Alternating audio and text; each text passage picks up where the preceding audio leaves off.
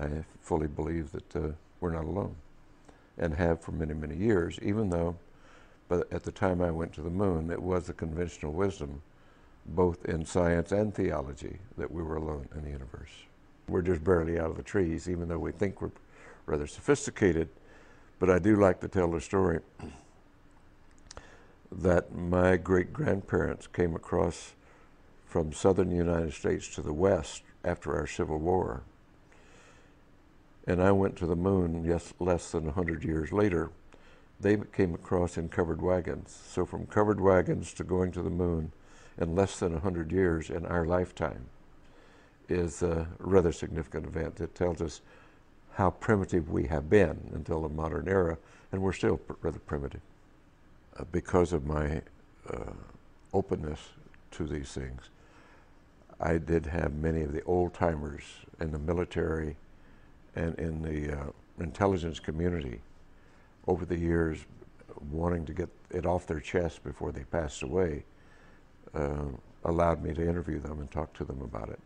And so my ideas became fairly well solidified in the fact we've been visited.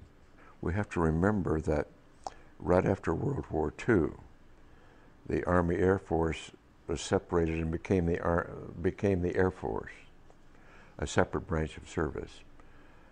And that the OSS, which is the Office of Special Services, was disbanded and eventually became the CIA.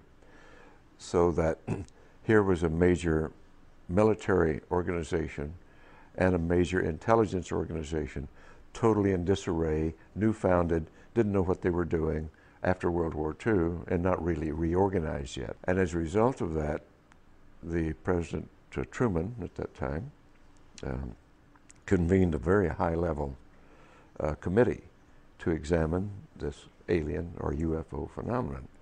They did come to the conclusion that it was alien, and the military rightly came to the conclusion, if they're hostile, there's nothing we can do about it.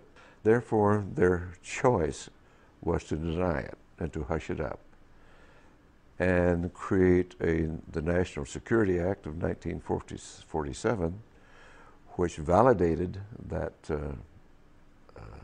deception and covered it up and allowed the group to go underground, as it were. And we've been living with that now for 50 years. It is really the beginning of the whole cover-up, the entire denial of this phenomenon, and the addition of dismissal, disinformation, misinformation to cloak and to discourage investigation, to misinform.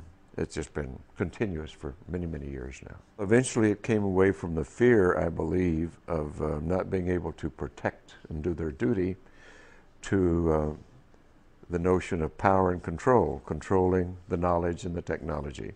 And the group involved with that is still doing it. We have created our reality here, and we have created it right now rather badly, for it's not a sustainable reality. We have created, with our science and technology, instead of using it for the greater good, it's been captured by interest, greed, self-service, which is rife. And instead of using it, all of our technology and our brilliance and genius for greater good, we use it for self-service. And that's not going to work. It's important that we look at our civilization, our place in history, use our tools of science for greater understanding, to promote the greater good, and that's what it's all about.